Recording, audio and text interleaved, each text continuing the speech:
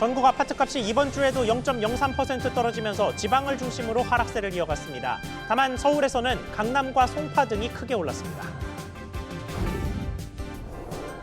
시차를 두고 소비자 물가에 반영되는 생산자 물가가 17개월 만에 가장 크게 올랐습니다. 딸기가 1.5배 넘게 급등하는 등 농산물이 8% 가까이 올랐습니다.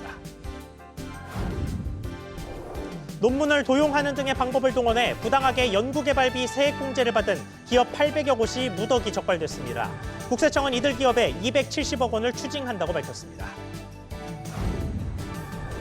코스피가 8거래일 만에 하락하며 숨고르기를 하고 있습니다. 중국에서 한한령이 해제될 거란 기대감에 엔터와 화장품주는 오름세입니다.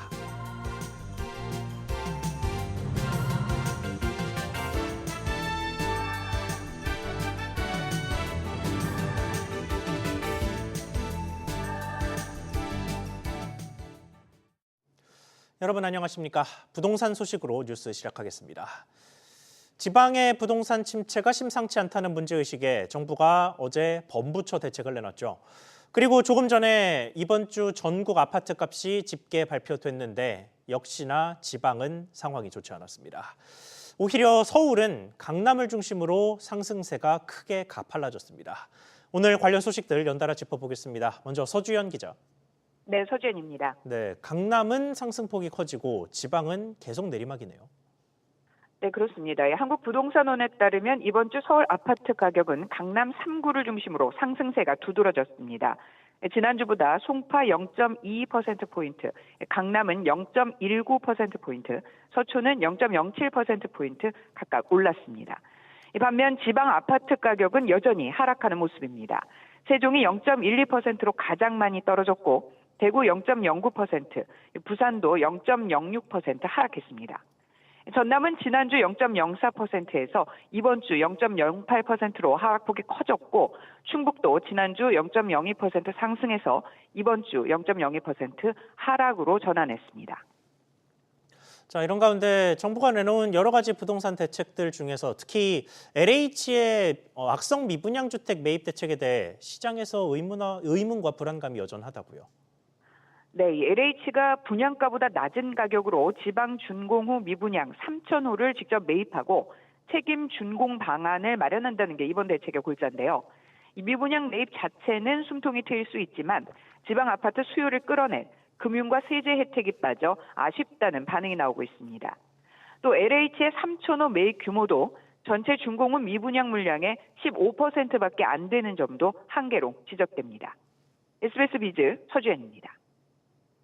정부는 발표했던 대책의 시행을 위한 준비 작업에 들어간 모습입니다. 대책 중에는 지방에서 주택담보대출을 받으면 은행의 연간 대출 총량 제한을 더 늘려준다는 내용도 있었는데 금융당국이 이를 위해서 은행들에게 가계대출 실적을 지역별로 보고하도록 방침을 바꾸는 것으로 확인됐습니다. 정동진 기자, 당국의 가계대출 감독 방식에 변화가 생기는 셈이죠. 그렇습니다. 금융당국 관계자에 따르면 당국은 은행들이 가계대출 실적을 지역별로 구분해 제출하도록 요구할 방침입니다. 어제 정부는 은행들이 지방 주담대를 늘릴 경우 이를 가계대출 경영 목표에 추가로 반영할 계획이라고 밝혔습니다.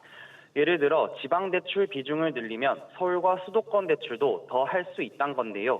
이에 대해 금융위 관계자는 지방과 수도권에 대한 여신 잔액 비중을 관리해 자금이 지방으로 들어가게 할 것이라고 설명했습니다. 또 다른 당국 관계자는 이전까진 지역별 가계대출 취급 비율을 관리 목적으로 들여다보진 않았지만 앞으로는 지역별 여신 비중을 관리하기 위해 지역별로 대출 실적을 받아야 할 것이라고 밝혔습니다. 다만 지방 비중 할당과 같은 강제성은 없다는 설명인데요. 이에 대해 은행권 관계자는 향후 지방에 대한 대출 공급이 생각보다 미진할 경우 당국이 추가 액션을 취할 수 있어 보인다고 우려했습니다. 네, 그러면 이게 지역을 중심으로 영업하는 지방은행에도 비슷하게 적용됩니까? 그렇습니다. 정부는 지방은행에 한해 가계대출 경영계획 수립 시 경상성장률 3.8%를 초과해 취급할 수 있도록 허용하겠다고 밝혔는데요. 정책 목적에 맞게 당국은 지방은행 여신에 대해서도 지역별 비중을 살펴볼 방침입니다. 다만 대출 취급지와 사용처가 일치하지 않을 수 있는 신용대출 대신 담보물의 소재지가 확실한 주담대를 통해 지역별 여신 비중을 관리할 것으로 전망됩니다. SBS 비즈 정동진입니다. 정부가 이렇게 조심스럽게 지방만 골라서 대출을 유도하는 건 불어난 가계부채의 위험 때문입니다. 올해도 가계대출 관리 기조는 계속된다는 메시지도 당국에서 계속 내고 있죠. 그 일환인지 서민 전세를 위한 정책 대출인 버팀목 전세자금 대출의 심사가 까다로워지는 것으로 확인됐습니다. 최나리 기자, 이게 어떻게 변경되는 겁니까? 네, 우리은행이 버팀목 전세 자금을 연장할 때마다 소득을 다시 심사하기로 최근 변경했습니다.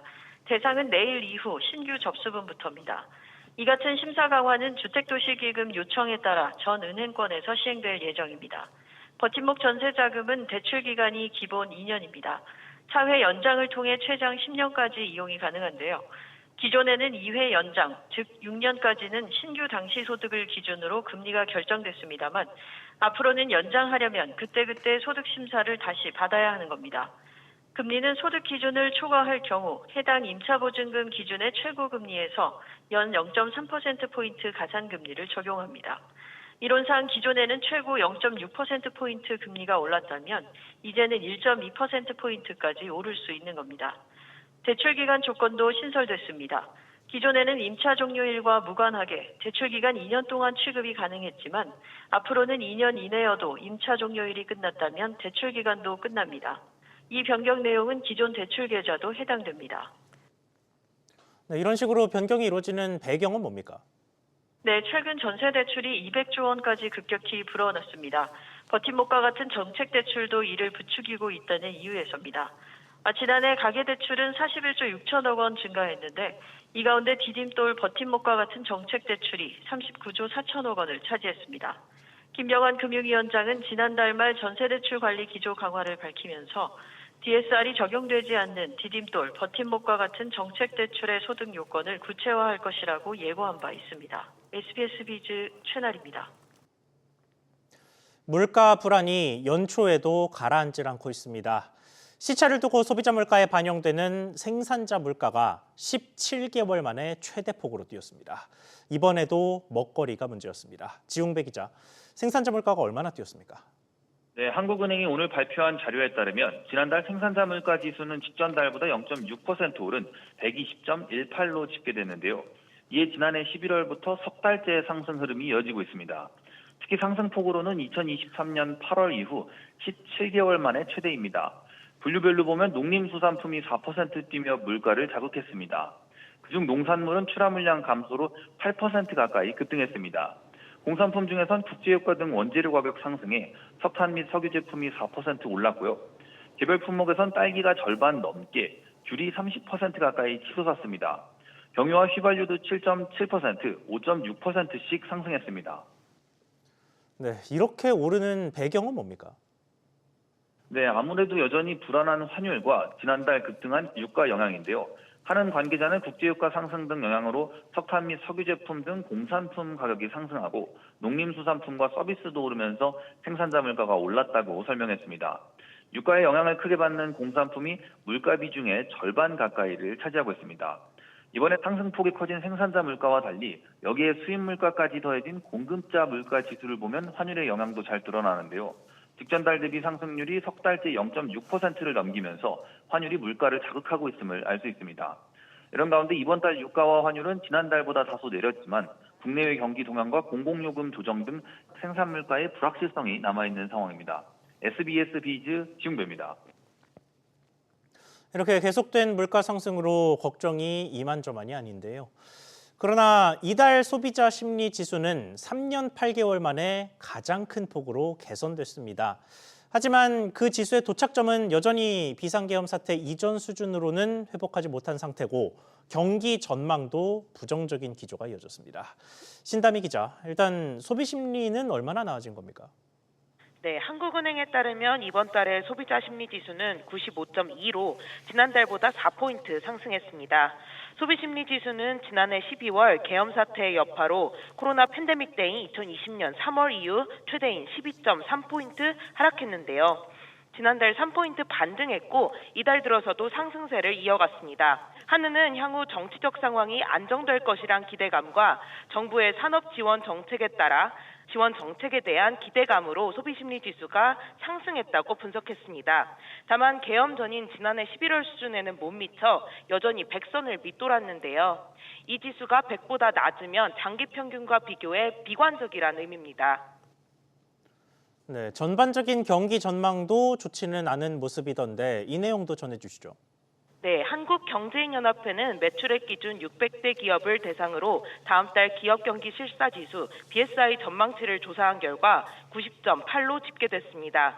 소비심리 지수와 마찬가지로 BSI 전망치가 100보다 높으면 전월 대비 긍정적이고 100보다 낮으면 부정적이라는 의미인데요. 전망치는 지난 2022년 4월 100 아래로 떨어진 뒤 36개월 연속 기준치를 밑돌고 있습니다. 이에 더해 올해 1분기의 BSI 전망치는 87.5로 글로벌 금융위기 당시인 2009년 1분기 이후 최저치를 기록했습니다. 한경협은 소비와 투자 부진이 장기화하는 가운데 물가 불안과 대외 불확실성 구조로 내수와 수출의 이중고가 우려된다고 말했습니다. SBS 비즈 신다입니다. 다른 사람의 논문을 도용하는 등 부당한 방법으로 R&D 세액공제를 받은 기업들이 적발됐습니다. 국세청은 이들 기업에게 270억 원을 추징하겠다는 계획입니다. 엄하은 기자. 네, 엄하은입니다. 네, 적발된 내용 자세히 전해주시죠. 국세청에 따르면 한 기업은 타인의 논문을 도용해 자신들이 실제 연구개발을 수행한 것처럼 꾸며 R&D 세액공제 혜택을 누렸습니다. 컨설팅 업체가 연구개발 활동을 하지 않은 기업의 연구 노트 등을 대신 작성해주는 시기였습니다. 부당공제가 적발되자 컨설팅 대금을 환불해주는 불법 컨설팅 정황도 포착됐습니다. 또 다른 기업은 일반 직원을 연구원으로 허위 등록해 부당하게 공제 혜택을 받았습니다. 더 높은 공제율을 챙기기 위해 일반 연구개발임에도 신성장, 원천기술 연구개발 공제율을 적용해 세액공제를 신청한 기업도 적발됐습니다. 네, 그러면 그런 식으로 적발된 기업은 몇 곳이나 됩니까? 국세청은 적발된 기업 864곳을 대상으로 270억 원을 추징하겠다고 밝혔습니다. 국세청은 지난 2023년부터 연구 인력개발비 세액공제 업무를 전담팀을 꾸려 집중 점검 중인데요. 이에 따라 2021년 27억 원 규모였던 R&D 사후관리 추징 세액 규모는 지난해 270억 원으로 약 10배 늘었습니다.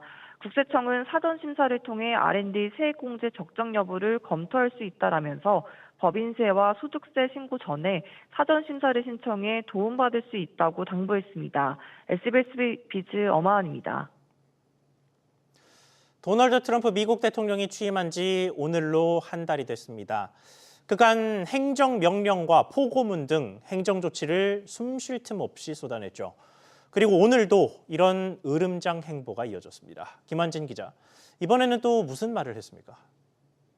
네, 트럼프 대통령이 현지 시간 19일 사우디아라비아 국부펀드가 주최한 미래투자 이니셔티브 프라이오리티 서밋에서 자동차와 반도체, 의약품 등에 대한 관세를 다음 달 또는 그 전에 발표하겠다고 말했습니다. 앞서 반도체 관세는 발표 일정을 거론하지 않았고 자동차 관세는 4월 2일로 예고했었는데 시기를 앞당길 것임을 시사한 겁니다. 이에 따라 우리 정부와 재계는 대미 수출 품목 중 1, 2위인 자동차와 반도체 관세 부과에 대비하기 위한 행보가 더 바빠질 전망입니다. 트럼프 대통령은 또 자동차 제조사 3곳에서 연락이 와 생산기지를 지을 곳을 찾는다고 했다고 공개했는데요. 관세 부과 전까지는 각국 정부, 기업과 협상 여지를 남긴 것으로 해석됩니다. 자, 이렇게 관세를 중심으로 외부를 향해서 연일 전쟁을 벌이고 있는데 내부에 대해서는 감세 당근책을 내놨습니다. 그렇습니다. 트럼프 대통령은 개인과 기업에게 물리는 세금을 내릴 것이라고 말했는데요. 그러면서 팁에 대한 세금과 사회보장세, 초과근무 수당 세금 면제를 포함한다고 밝혔습니다. 트럼프 대통령은 또 미국 내 석유와 가스 생산자에 대한 세금도 감면할 것이라며 전임 조 바이든 행정부 시절 유가 안정을 위해 방출했던 전략 비축유도 빠르게 채우겠다고 강조했습니다. SBS 비즈 김한진입니다. 삼성이 삼성전자를 비롯한 전 계열사 임원 2,000명을 대상으로 이번 달 말부터 2달간 세미나를 진행합니다. 각 조직의 리더들을 한자리에 불러 모으는 걸 두고 상당히 이례적이란 평가가 나오는데 취재기자 연결해서 알아보겠습니다. 김한나 기자, 삼성이 전 계열사 임원을 소집한다고요? 네, 그렇습니다. 삼성이 전 계열사의 부사장 이하 임원 2천여 명을 대상으로 2월 말부터 4월까지 삼성다운 복원을 위한 가치 교육을 실시합니다. 교육 대상자는 하루 동안 경기 용인에 위치한 인력개발원 호암관에서 진행되는 세미나에 참석해야 합니다.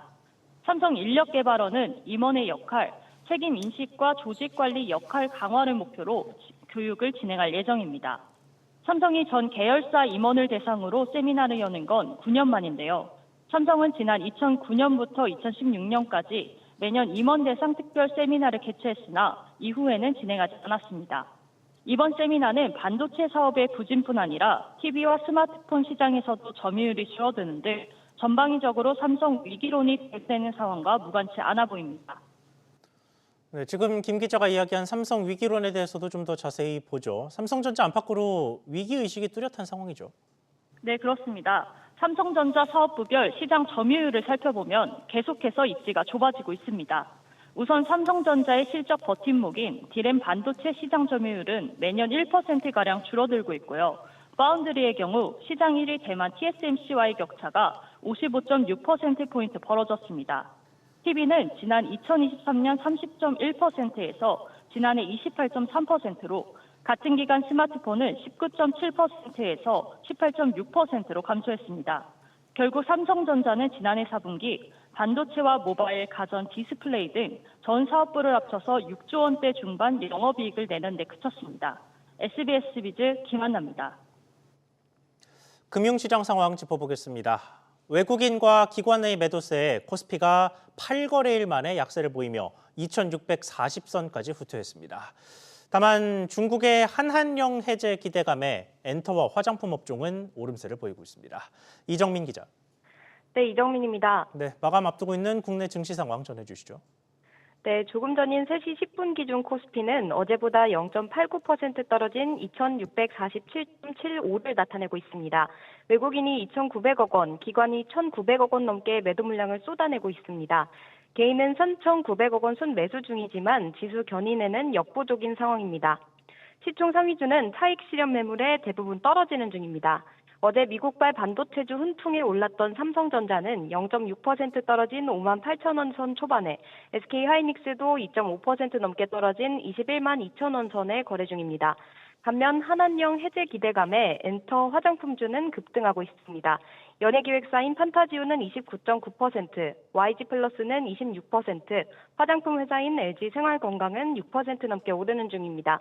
코스닥은 1% 넘게 내려 760선으로 후퇴했습니다.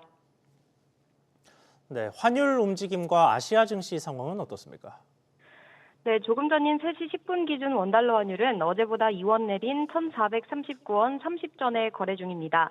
시장을 움직일 재료가 부재한 가운데 상승폭을 늘렸다 줄이기를 반복 중입니다. 아시아 증시는 일제히 파란불이 들어왔습니다. 일본 니케이 지수는 1.4% 내린 38,610선에, 홍콩 항생 지수도 1.2% 떨어진 22,660선에 거래되고 있습니다. 중국 상해종합지수는 0.08% 소폭 내린 3,340선 후반에, 대만 각권지수도 0.49% 내린 23,480선 후반을 나타내고 있습니다. SBS 비즈 이정민입니다. 삼성생명이 지난해 역대 최대 실적을 내며 배당 확대에 나섰습니다. 또 삼성화재 자회사 편입에도 관심이 쏠리는 중인데 취재기자 연결해서 알아보겠습니다. 오서영 기자. 네, 오서영입니다. 네, 일단 실적부터 보죠. 삼성생명이 또 역대 최대 실적을 냈습니다. 그렇습니다. 삼성생명은 지난해 순이익이 2조 1,068억 원을 기록했다고 밝혔습니다. 1년 전보다 약 11.2% 증가한 수치인데요. 삼성생명에 따르면 배당 수익 증가와 금리 하락에 따른 부채 부담이자 감소 등의 영향입니다. 이를 바탕으로 삼성생명은 역대 최고 수준인 주당 4,500원의 배당을 결정했습니다. 특히 중기주주 환원율을 50% 목표로 주주 환원 규모를 확대하는 등 배당 확대 기조를 유지할 방침인데요. 주주 환원을 최우선 과제로 현재 밸류업 추진과 관련해 여러 방안을 검토하고 있다고도 삼성생명은 덧붙였습니다. 네, 그럼 밸류업에 따라서 삼성화재를 자회사로 편입할 예정이죠. 네, 그렇습니다. 앞서 지난달 삼성화재가 밸류업 발표를 먼저 하면서 자사주 조각을 하게 되며 삼성생명이 화재를 품게 됐는데요. 이런 편입 시 삼성생명의 지분은 기존 14.98%에서 17% 수준으로까지 오를 수 있습니다. 삼성생명은 오늘 IR에서 향후 지분 확보 계획은 검토하지 않고 있다고 밝혔는데요. 화재를 자회사로 편입하더라도 경영 전반의 변화나 손익과 자본 비율 변화는 없을 거라고 설명했습니다. 다만 일각에선 편입 움직임이 단지 주가만을 위한 건 아니라는 분석도 나오는데요. 삼성그룹의 지배구조 개편으로 이어질 가능성이 있기 때문입니다. 삼성전자의 최대 주주인 삼성생명이 삼성화재 지분율을 높일수록 금융지주사 형태에 가까워질 수 있는데요. 현재 국회에 발의돼 있는 보험업법 개정안, 이른바 삼성생명법이 통과될 경우 삼성생명은 약 19조 원에 달하는 삼성전자 지분을 처분해야 할 수 있어 논란이 이어질 전망입니다. SBS 비즈 오서영입니다. 무신사가 연중 최대 행사를 열면서 고객들을 끌어모으기 위해 쿠폰을 제공했는데 정작 현장에서 일부 쿠폰의 사용이 막혀 논란입니다. 유통업계에서 이런 미끼성 이벤트를 무리하게 진행했다가 결국 소비자들이 낭패를 보는 사례가 잇따르는 모습입니다. 최윤하 기자. 네, 최윤아입니다. 네, 일단 무신사는 어떤 일이 있었던 겁니까? 무신사가 지난주 진행한 뷰티페스타에서 소비자들에게 발급했던 할인 쿠폰을 무더기로 취소시켜 논란이 일고 있습니다.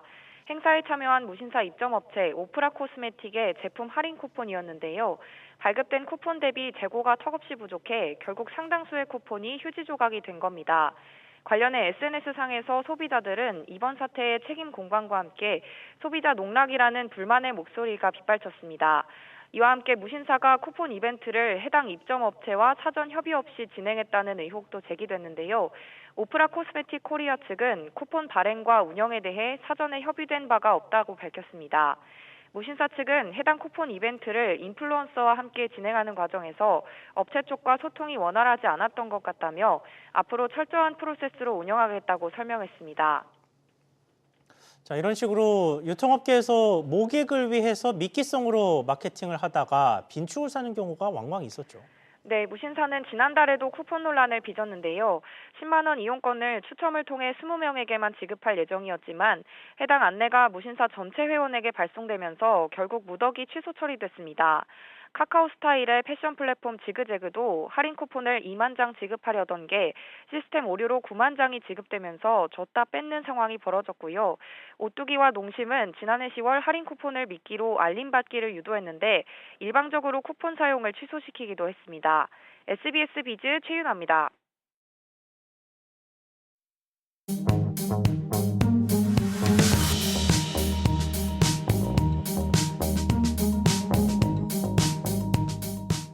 안녕하세요. K웨더 공기진흥센터에서 전해드리는 대기오염 예보입니다. 북서쪽에서 찬 공기가 내려오면서 전국 공기질은 깨끗합니다. 현재 전국 먼지 농도 좋음에서 보통 수준을 보이고 있습니다. 서울도 전 지역 대기질 쾌적한 가운데 행당 1동과 2동, 응봉동의 먼지 농도가 가장 낮습니다. 오늘 낮에도 찬바람이 불며 체감온도를 끌어내리겠습니다. 서울 한낮 기온 2도 예상되지만 체감하는 온도는 영하 2도에 머물겠고요. 하늘은 대체로 맑은 가운데 전국 곳곳으로 건조특보가 이어져 화재 조심하셔야겠습니다. 오후에도 공기질 걱정은 없습니다. WH와 환경부 기준으로 전국 미세먼지 농도 좋음 단계를 보이겠습니다. 다음 주 초반부터 추위가 차츰 풀리겠지만 덩달아 중서부를 시작으로 먼지 농도가 높아지겠습니다. 지금까지 대기오염 예보였습니다.